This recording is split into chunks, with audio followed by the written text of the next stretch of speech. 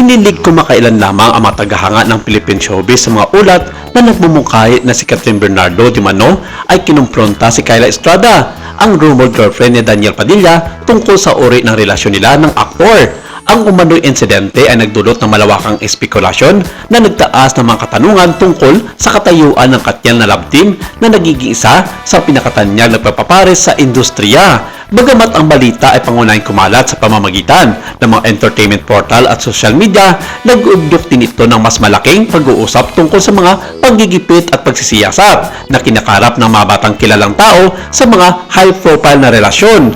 Ang artikulong ito ay nagbibigay ng komprehensibong breakdown ng insidente, mga pampublikong reaksyon, makaisa-isayang konteksto at ang mas malawak na implikasyon para sa kultura ng celebrity sa Pilipinas. Si Catherine Bernardo ay isa sa mga nangungunang aktres sa Pilipinas na malawak na hihangaan para sa kanyang versatility, profesionalismo at kakayahang kumulekta sa mga tagahanga. Ang kanyang karera, sumasaklaw sa pelikula, telebisyon at pag-endorso ay naglagay sa kanya bilang isang pangunahing icon ng kultura. Beyond her professional accomplishment, matagal nang pinag-uusapan ng publiko ang personal na buhay ni Catherine, lalo na ang relasyon nila ni Daniel Padilla, ang kanyang on and off-screen partner sa pinakamamahal na Katniel tandem. Si Daniel Padilla, isang well-established actor at singer, ay nalilink ngayon kay Kyla Estrada nitong mga nakarang buwan, ayon sa maiikot ng mga ulat mula sa mga media. Bagamat kinumpirma lamang ni Daniel at ni Kyla sa publiko, nito lamang ang kanilang relasyon. Ang mga nakikita at pakipag-ugnayan sa social media ay nagdulot ng mga chismis. Inakala ng mga tagahanga, tagabasid na ang bagong pagunlad na ito ay maaaring lumika ng tensyon sa mga bilog na dating naugnay sa Katniel phenomenon.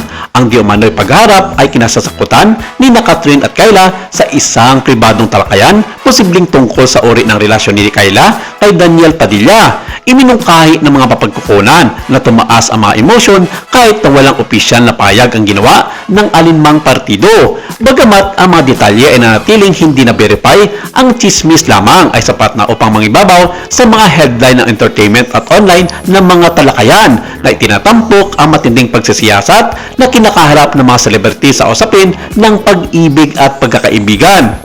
Sa isang side topic nga, kumakailan lamang sa YouTube vlog ni Ogie Diaz, sinabi nitong hindi naman nawawala pa ang koneksyon ni Catherine Bernardo at Daniel Padilla at natural lamang na nagsisilusan sila sa isa't isa sa kanilang mga bagong karelasyon at vice versa.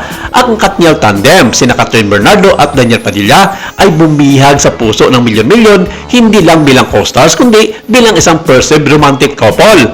Emosyonal na namuhunan ang mga tagahanga sa kanilang koneksyon, kadalasang pinapalabo ang mga linya sa pagitan ng on-screen chemistry at off-screen reality. Ang di umano'y pagharap ay naglalabas ng mga katanungan tungkol sa umuusbong na dinamika ng kanilang relasyon at ang mga pagigipit na nagmumula sa mga inaasahan ng mga fans at pagbabrand ng mga celebrity.